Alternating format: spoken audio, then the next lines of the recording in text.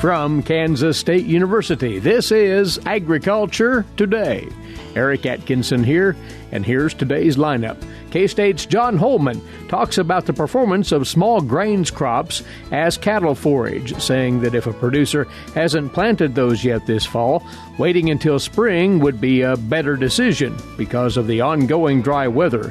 John instead recommends utilizing corn or grain sorghum stover as a grazing alternative. Then, K-State's Justin Waggoner will take a look at utilizing alternative ingredients in the Calf Backgrounder Ration, as conventional sources like DDGs may have become scarce in recent months. And on this week's horticulture segment, K-State's Raymond Cloyd talks about dealing with landscape insects as they might now be migrating into the home. All that right here on Agriculture Today. A social distancing tip. Putting distance between yourself and others is critical to slowing the spread of coronavirus. So here are ways to stay in contact without the physical contact part. Call, send a text, set up a video conference, post on social media, dedicate a song on the radio. If you have symptoms of fever, dry cough, and shortness of breath, call your healthcare provider before going to their office. For more info, visit coronavirus.gov. Let's all do our part, because we're all #AloneTogether. Brought to you by the Ad Council. Thanks for being along with us once more. You're listening to Agriculture Today. On today's broadcast, highlighting here considerations for you cattle producers as far as forage alternatives heading into the fall, and what might work, what might not work as a forage option for your operation. Joining us here is a forage agronomist with K-State Research and Extension. He's based in southwest Kansas and has done a ton of research work on all sorts of forage possibilities here. John Holman. John, we've got this one factor here that we just can't escape as we talk about the possibility of small grain forage production in the fall in particular. That is that it is ultra dry around the state of Kansas currently. Eric, always a pleasure to visit with you. And, oftentimes the fall is a good time to establish some cool season forages, whether that be a winter type or spring forage. Planning a cool season and getting some productivity is a good thing for the cattle. It's a lot higher forage quality. But, yeah, you nailed it there. I mean, a lot of us right now are very dry, and so it's a real challenge to get anything up and going. Some of the wheat that was planted early is up, and there are some people in the western part of the state that have been waiting for rain to go ahead and continue planting, but we haven't received that rain. And then you mentioned the other annual cool season species. We oftentimes can plant a spring crop in the fall, whether that be oats or barley or triticale. Those are options that we can do oftentimes in the fall to get some production. But the dry weather here we are having is causing a real challenge with that. If a person has irrigation, of course, you've got more options available in that respect. And as we look further into the forecast, it's actually calling for it to be dry clear through April. If that actually materializes, we always want to be trying to be thinking about our forage availability, forage resources. If we have a dry winter, dry spring, we may not have that native range, may not be a lot of production in the spring. And so planting some spring forages come February, March is a good option to try and get some of that established and have some place to go and give us some options before turning out the native grass. Hopefully the next year we will have decent rainfall. If one has been holding off, though, John, on planting a small grain forage here in the fall, awaiting that rain, is it too late to consider any of these options like winter barley, cereal rye, triticale, so forth? Well, the window is definitely closing as far as getting that established. I would say if we could get it planted here within the next week or so, we'd still have some time to get some productivity out of the crop. But if it's dry and it doesn't look like it's going to be getting any rain here anytime soon, then really I would think I'd look hard at punting and going to the spring and establishing it. I think a person will have a lot better luck, because what happens is most years establishing a spring crop in the fall it will winter kill. So we may not get enough productivity out of that if we establish it too late in the fall to really do us much good, and we'd be better off to try and plant it early in the spring and get some productivity early in the spring. Probably at this point, a better option would be looking at residue grazing on corn and grain sorghum, or even if producers had fields of forage sorghum that they hayed, the regrowth on that could be an option. Now, there are some things we should think about if we're going to go that route. That would be things such as the prussic acid or cyanide poisoning that could occur, potential for nitrates, and then also acidosis. Want to come back to the stover grazing alternative here in just a second. If one does then decide to hold off, try to establish that small grain forage in the spring, spring oats would be the candidate of choice there among all of the typical selections, or would one even look at something like triticale, spring planted, that is? Yeah, our options would be, Eric, in the spring would be oats, triticale, and barley. Would be three good options. There are slight advantages and disadvantages of all three, but they all have their place. So they're all good forages. If a person is going to be grazing, they're all good options. Barley of the three is probably the most palatable, but also produces the least tonnage of the three. Triticale tends to have the most drought and heat tolerance of the three, but also produces awns that could be a challenge if cattle are grazed. That could cause a problem, and then also the palatability of triticale drops off the quickest of the three. What I like, and what we've been doing in a lot of our cropping system studies, is a mixture of oat and triticale, because what we have found is some years those two varieties, or those two species, I should say, produce the most tonnage of all three, and some years the conditions favor oat, and sometimes the conditions favor triticale. And so we've been planting a mixture, 50-50 mixture of those two, and that really is a stable choice over years. When we go back, though, John, to what looks like the better proposition at the moment, and that is grazing stover, following corn, following grain sorghum, you mentioned the precautionary things with the potential for prussic acid, nitrate toxicity. Beyond that, that's a very excellent nutritive resource for cattle. And what would you offer as guidelines for maximizing the returns from that forage?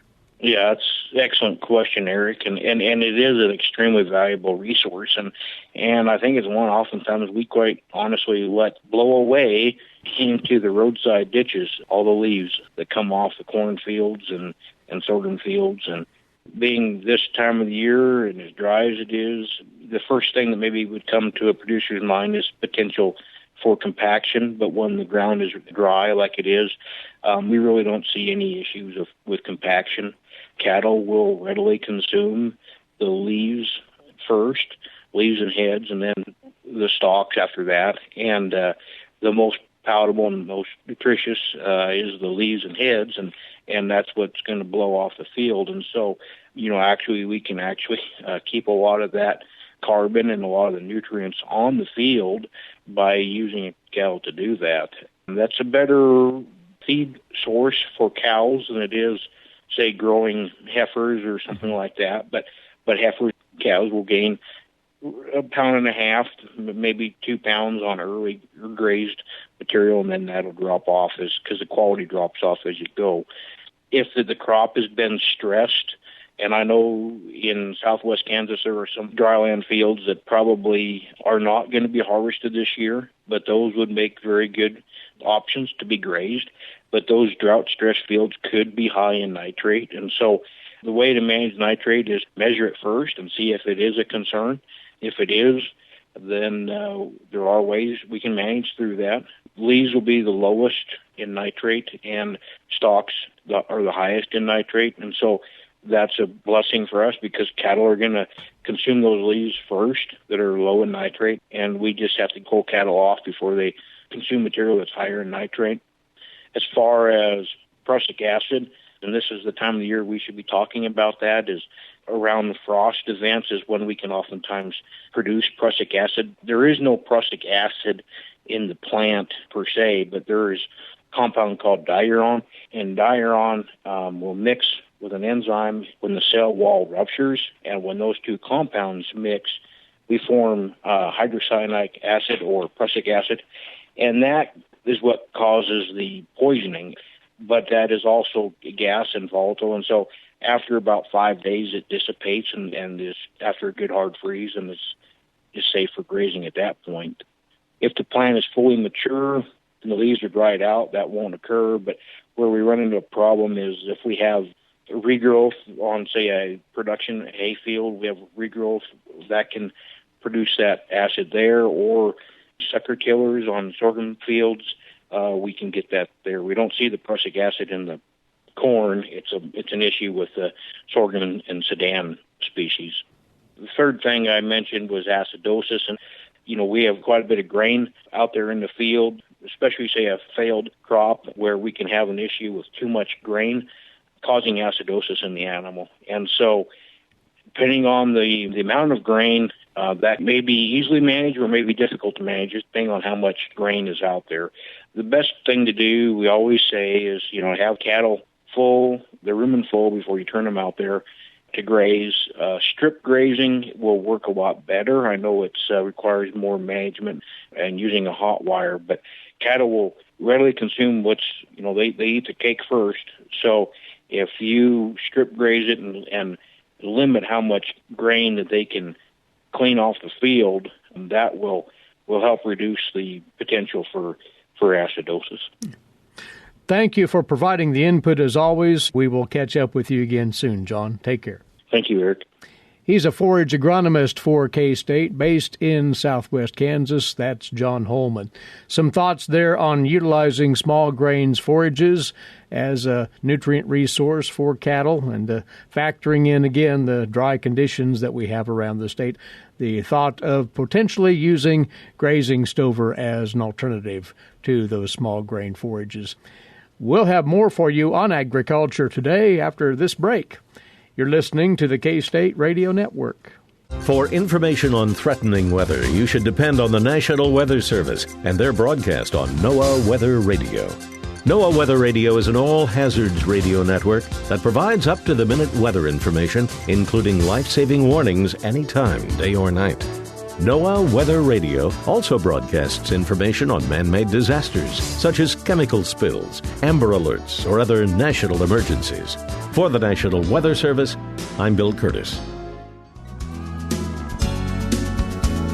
We're back now on Agriculture Today and passing along to you information that was presented at that virtual K-State Beef Stalker Field Day a few days back. And our guest was offering some thoughts on making alternative ration ingredient changes work in the backgrounding ration in particular. We're visiting here with Justin Waggoner, a beef systems specialist for K-State Research and Extension. So what prompted you to want to get into this topic of alternative rations, Justin?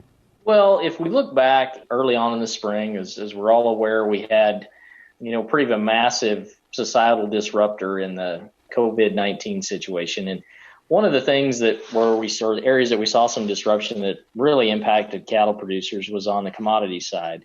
In particular, the availability of a lot of our byproducts. We really saw some challenges there for producers to be able to get a hold of those products. And it happened very rapidly. So there's a lot of folks that I think were taken by surprise of that, especially producers that might, background cattle for the stalker phase or that would ultimately go to grass. That's really why we wanted to share some thoughts of, what are some alternative ration ingredients that are out there? How do we need to look at those ingredients? And, basically, how do we do a better job of incorporating some of those ingredients into our cattle rations? So the ingredients themselves, you might identify 2 or 3 that you would consider prime candidates for inclusion in this ration. Sure. And as I think about alternative ingredients, and maybe it's a little bit of a different perspective, but, I think there's really kind of 2 types or 2 flavors. The first one is kind of a common feed stuff, but it's not necessarily our first choice to put in a beef cattle ration. It's less desirable for some reason. And it may be just simply that it's less desirable from a cost standpoint. Soybeans meal is a great example. Yes, at one time we did use a lot of soybean meal in cattle rations as a primary source of protein. However, as some of our byproducts feed stuffs came online, we see less of that. And so it's relatively expensive, but it is a common feed stuff. We can certainly use it. It's one we're very comfortable with. I'd also put grain screenings or dust in this category. That's an ingredient we can certainly add into a feed ration, but we know there's going to be some issues in terms of variability. Big difference between corn screenings versus grain dust, right? There's could be some differences there. And then we get into what I call the real alternative ingredients. Those are an uncommon ingredient. One that comes to mind, I threw it as an example during Stocker Day, was bakery waste. Another one that's really kind of out there that I've had the experience of dealing with is vegetable or produce waste. These are just feedstuffs that, yes, we can feed in the cattle, but they are very uncommon, untraditional feeds. It's typically those are things that are going to come maybe from another production stream. From my perspective as a nutritionist, they're kind of exciting to think about and, dive into in terms of what these products really are and how can we incorporate them in a ration, but they're certainly less common. Well, then, Justin, if any of these would entice a producer to think about working those into their backgrounding ration, what do they need to process here? And the first step there, you say, is knowing what's in your current ration, a firm idea of what that breakdown is. Yeah, to me, that's one of the best places we can start. An operation that wants to utilize an ingredient like this really needs to be an operation that's got some quality control measures in place. What is going into that feed mixer wagon, in terms of our formulation, the recipe of ingredients, we know what that is. The other big piece of that is knowing the nutrient analysis, the chemical composition of that ration, because a lot of these ingredients, especially those that are pretty uncommon, we're not going to look at them as, say, bakery waste. We're going to look at them in terms of their chemical profile for protein, the starch, et cetera. And so we need to have a good sense of what the nutrient chemical composition of that ration is, and as well as some of the commodities that we also have on farm that we're going to be able to utilize in that. A lot of times when I talk about nutrient analysis, I get a little pushback from producers. We kind of come to this mindset, well, they're going to have to test all our feedstuffs. And yes, there are some feedstuffs that we definitely need to test. Forages, for example, those are going to be the most variable components coming into that ration. We need some numbers to be able to work with on that. However, if it's, number 2 corn is going to be corn. I think we can do a pretty good job of estimating that. And so, as we combine those two pieces of information, the ration analysis coming from that bunk sample really gives us a target. Gives that nutritionist a target to work towards in terms of this is what you're using to support cattle performance on your operation. As we look at the other data on the commodities, that's like the information that we're going to use to hit that target, to dial it in a little bit. So knowing really what's in your feed bunk, I think, is a really important place to start. So as one would evaluate those ingredients that you might be opting for, these alternative feed ingredients, what are those feed components that producers need to concentrate on the most? We talk about energy, we talk about protein. What's to be emphasized here? Okay, well, as we look at, evaluating ingredients, the first one that I look at is always going to be the dry matter composition of whatever that ingredient is. This is going to do two things for us. One, it allows us to make an apples-to-apples comparison between two different forage types. That's really important. The other piece of information that moisture tells us is that moisture content is going to impact the freight dynamics. How many actual pounds of feed are we getting delivered in a truckload of this product? It's going to impact how we store that product, the shelf life, how we handle it. So there's several other important clues that dry matter or moisture content can really give us in terms of evaluating that feed ingredient. The second place I'm going to look is energy and protein content.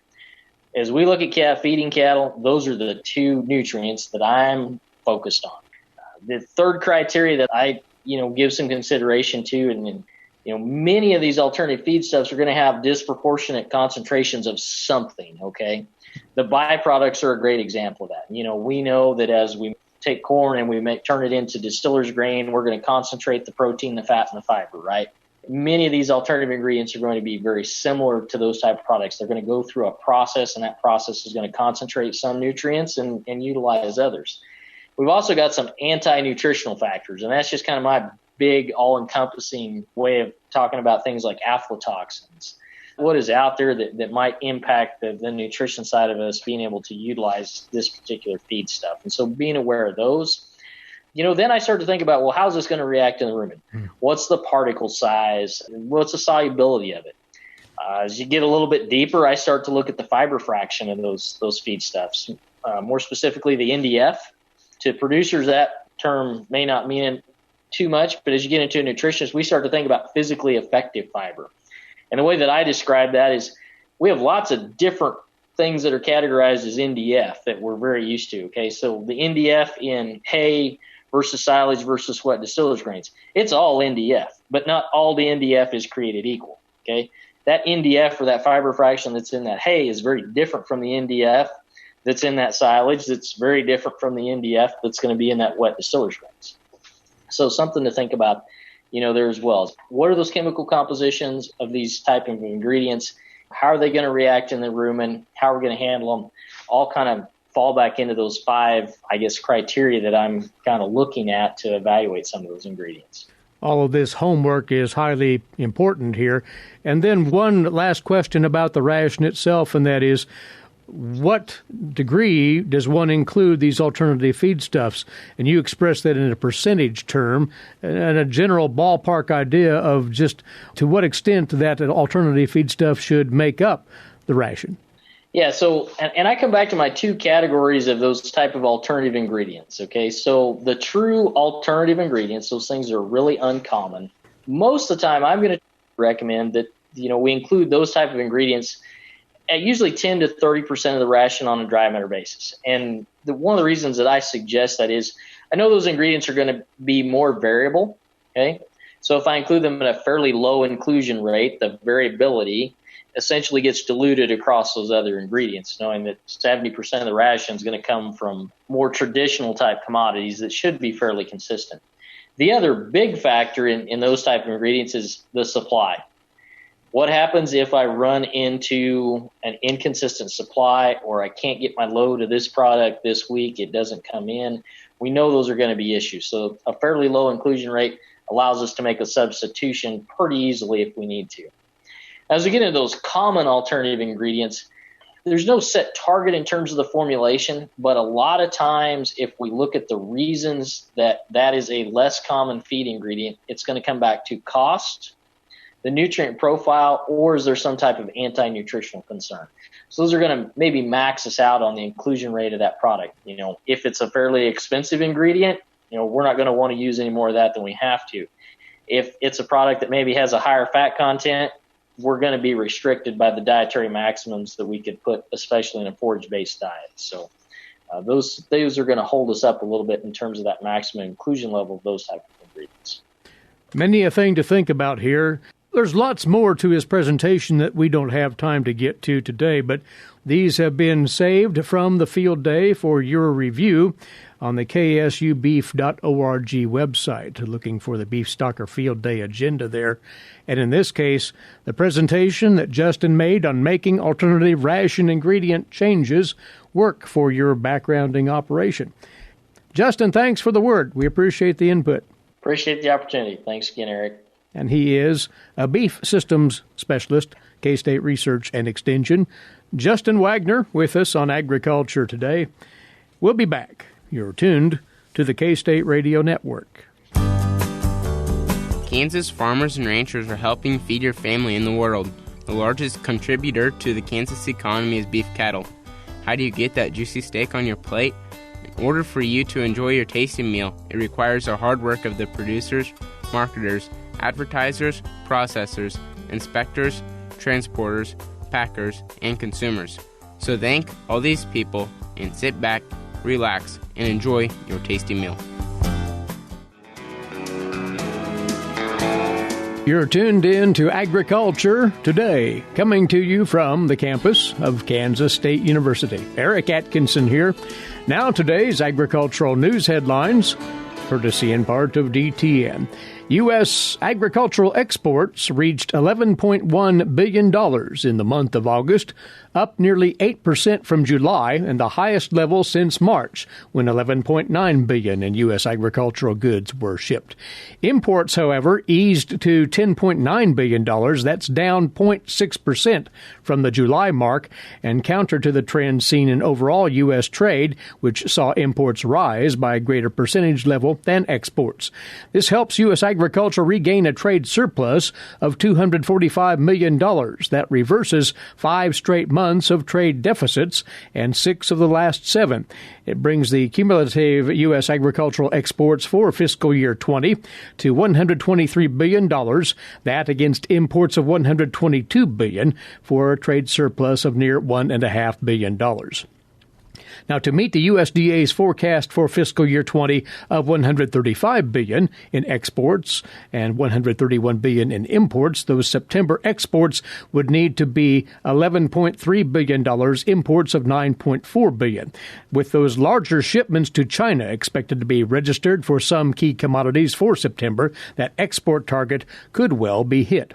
Imports have not fallen under $10 billion since February of 2019, which would suggest that the import total will surpass the USDA's current forecast and further trim that trade balance, but it still should result in an annual trade surplus.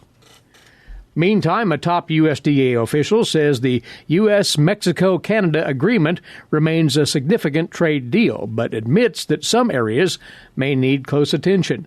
More on that from the USDA's Rod Bain. How does Agriculture Undersecretary for Trade and Foreign Agricultural Affairs Ted McKinney see the U.S.-Mexico-Canada trade agreement working from an ag perspective at this point? I'm a believer that the USMCA is very, very good, and it's something that can be sustained, especially in areas addressing sanitary and phytosanitary barriers and biosciences. However, as the Undersecretary noted at a roundtable in Indiana Wednesday, some aspects of USMCA need close attention. One example is U.S. dairy export access to Canada. We are concerned, and we're watching very closely that they're trying a different methodology to once again protect their markets so that no dairy or dairy products find their way in. And regarding Mexico, there's a pretty strong adoption of the precautionary principle that is emerging down there. Pesticides haven't been registered there since 2018, same for biotech traits. There's some other discussions going on. Discussions, Undersecretary McKinney says, are going on at the highest levels. I'm Rod Bain reporting for the U.S. Department of Agriculture in Washington, D.C. The farm input supply chain is in transition as the industry sees great competition from e-commerce. New business models put the producer more in the middle of the chain, where products are bought and sold, but also data can be shared, considerably different than the traditional ag retail model, which is farmers on one end and buyers only. These some of the conclusions of the farm input analysts in a Rabobank agrifinance webinar held recently. Rabobank farm input analyst Samuel Taylor believes that the farm input chain is moving from a linear, fragmented position to a process with constant feedback loops. In the system, there's more of a flow of data than in traditional fragmented industries, he said. An advantage of this type of supply chain is the ability to make better farm decisions assisted by different precision agricultural technologies. That changing supply chain frontier, he says, is likely to lead to greater accountability and process certification in the future. An example of this shift is e-commerce business for farm inputs. Taylor said e-commerce is already popular in most people's lives and is growing in relevance, particularly throughout the pandemic. However, he said the number of farmers buying farm inputs online is still lagging behind the general public buying other items online.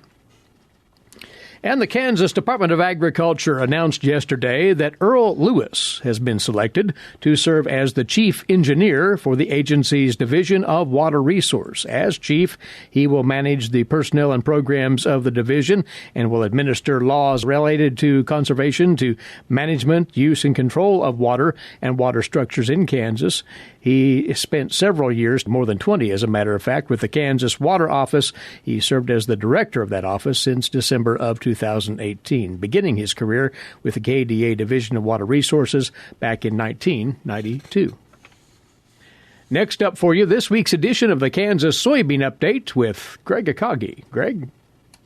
Peter Opelt, economist with the Kansas Department of Agriculture, joins us. And Peter, of course, the Kansas Department of Agriculture in charge of the state's 5 grain commodity commissions elections, and that includes the soybean commission election as well. But you have some changes to the upcoming elections, too. This year, we are introducing an online petition available for eligible growers who would like to run for the Commodity Commission. In the past, it has been a paper petition only, where the grower would have to print out a packet of signature forms and things like that to go around and physically collect all the signatures. But this year, we have developed an online portal that's available through our website that an eligible grower can go online and create an account and then share a URL with any of their partners or friends that live in their district, that they can then go online, enter their information, and sign a petition just as if they would on a paper form. Now, you do have some rules with that as well concerning number of signatures and how many signatures from any one county that they can get. A grower, in order to become an eligible candidate, has to collect a total of 20 signatures, and only 5 signatures from any one county can count towards that total. Now, a grower can collect more than 20 signatures and say have a total of 24 signatures, and some counties that have 6 signatures from that county, and that's still okay. And we do encourage that just to ensure that all of the signatures are eligible to be counted towards that total. They have to be involved in growing whichever crop they would like to run or vote for. So if they want to run for the soybean commission, they have to have been involved in growing soybeans in the last 3 years. So that includes physically working the land or an ownership partnership kind of deal. And the paper candidate registration packets are still available too? Correct. You can do one or both or any combination of the two if you don't think you'll be able to get enough signatures either on paper or online. The paper petitions do have to be postmarked by November 30th, and the website for the online petitions will close on that day as well. Which part of the state is the upcoming election covering? This year, it is the western third of the state, so that would be in districts 1, 2, and 3. And if they want more information, they can just go to the website? Yes, it's agriculture.ks.gov/commodity commissions, all one word. That is Peter Opelt, economist with the Kansas Department of Agriculture, who joins us on the Kansas Soybean Update. It's brought to you by the Kansas Soybean Commission. Thanks, Greg, and this is Agriculture Today. Social distancing slows the spread of coronavirus, so stay a minimum of 6 feet away from others and stay home if you can. More info at coronavirus.gov. Let's all do our part, because we're all #alone together. Brought to you by the Ad Council. For you now on Agriculture Today, this week's horticulture segment, and we'll talk insects once more. And yes, there are pests that you homeowners in particular may be contending with or may expect to do so in the coming weeks. We are bringing back by Raymond Cloyd, horticultural entomologist with K-State Research and Extension. So, Raymond, we're starting to worry less about what's going on out in gardens and in the lawn and turning in other directions now, aren't we? Yeah, with the weather and the short day lengths, things are slowing down, although we have had some instances of whiteflies being detected in many areas, and that was probably due to the mild season. But really, at this point in the game, there's really nothing you need to do at it. The vegetables are being harvested at this point, so there's no need to spray at this and do anything, yeah. Well, tell us more, though, about the nature of whiteflies. What are their general tendencies? Yeah, whiteflies are both indoor and outdoor pests. They are a big pest. People that are buying poinsettias, it is one of the major pests on that crop, and greenhouse producers have to treat, or they do biological control. Outdoors, they feed in a wide diversity of ornamental plants, vegetables, tomatoes, eggplants, some pepper. They are sucking insects, just like aphids are. Consequently, they'll produce the honeydew, the sticky liquid, and black sooty mold will grow on that too. In some cases, if they're like basil, herbs, like I said, Eric, hibiscus is a very favorite host for outdoor, indoor, and they can build up to large populations that during the growing season, you probably want to treat with an insecticide, like an insecticidal soap or horticultural oil to bring the populations down. Yeah. But at this point in the game, there's really no value of doing that. So again, white flies active out there, nothing that you would want to react to in the way of a treatment whatsoever this late in the growing season. However, certain insects will be soon seeking refuge, if they haven't already, Raymond, indoors, in homes in particular.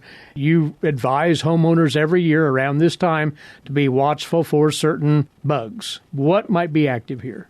There's a number of insects that we call nuisance pests, Eric. One of them is the Asian ladybird beetle, and it is invasive. It's from China, and this is the time of year you'll see it on the south side of a building, especially if it's colored white, and they'll sun themselves, and then they'll eventually move into homes. And many people are familiar with these ladybird beetles congregating in the corners of window sills in mass numbers and just kind of sitting there for most of the winter time. They're not transmitting a disease. They will bite you, but they're going to a resting phase during this time of year. It's easy to vacuum them up and then put them outside, but that's one of the common ones we experience, along with crickets, box elder bugs, earwigs, centipede, millipedes. Many of these arthropods that are trying to escape the cold weather. However, once they're inside, the humidity is so low, they tend to basically dry up and die. And if one is really concerned about these, they can take some precautions here to exclude them from the indoors. That's not always 100% achievable, but doing what one can help. Yeah, depending on the age of your house, we recommend caulking, cracks and crevices, using door sweeps. But these insects, if they're going to come in, they're going to find an opening. You can alleviate or mitigate the number that are coming in by, again, caulking, cracks and crevices, door sweeps. But if you have an old house that has a lot of these, they're going to find a way to get in. Once more, though, the internal humidity will largely take care of those, so you need not worry about them for very long anyway. Right. We generally, most of those are not going to harm people. Even the spiders that come in, the wolf spiders and those type, they're not going to be harmful to people at all. Yeah. So best thing is sweep them out, vacuum up, and put them back outside. As a general consideration on cultural control of insects, you promote at this time of the year as well, Raymond, sanitation. Gardening areas would be one place for sure, and elsewhere, anywhere you want to minimize insect infestations. That is correct, Eric. Sanitation is critical. That is let's take the vegetable garden, is removing all residues of squash and cucumber, because those are areas where the squash bug overwinters. So removing it, putting it into a compost bin or refuge area is the way to go. Even in the landscape, raking up leaves that have fallen, there's a number of insects and even mites that could possibly overwinter in some of that debris. So sanitation is the first line of defense in dealing with many, many insect and mite pests that will be problematic in the spring and summer and late early fall. And there may be obvious places where sanitation will help. There may be some places out there in the home landscape, in the gardening areas, that it's not so apparent. So you'd urge homeowners and gardeners to do a thorough once-over to see where insects might be harboring. Yes, especially if they know what insects they had during the growing season. If they had, for example, striped cucumber beetle or spotted cucumber beetle or squash bug, you want to remove all that debris, because for squash bug, that's one of the areas they overwinter. And then it's not quite sanitation, but in the late winter, early part of next year, do a rototilling. That'll kill many of the overwintering pupa in the soil, or bring them up to the surface where some vertebrates will eat them. So that'll help alleviate the potential for infestations next year, Eric. Always good to be proactive and thinking ahead in this respect. And while you've the time to do it and the weather is accommodating, go ahead and clean up those gardening areas and those places around your home landscape where insects might eventually reside. And finally, Extension still provides good horticultural information year-round, so you continually post insect-related information on that Extension newsletter and elsewhere, Raymond. Yeah, Eric, we're still getting information out to the homeowners and whoever to keep them abreast of the insect pests that are going to be problematic in our vegetable gardens or landscapes or ornamental trees and shrubs. Even though the growing season is winding down, it never hurts to study up on your management of, in this case, insects in lawn and garden looking forward. So take full advantage of that storehouse of information that Extension provides along that line. Raymond, thanks. As always, we'll talk again soon. Always enjoyed, Eric. Look forward to my next visit. He's along with us regularly for the horticulture segment, horticultural entomologist Raymond Cloyd, K-State Research and Extension. That closes out this Thursday edition. We always appreciate you being along with us and hope you'll rejoin us right here again tomorrow. Until then, Eric Atkinson bidding you a good day for Agriculture Today. This is the K-State Radio Network.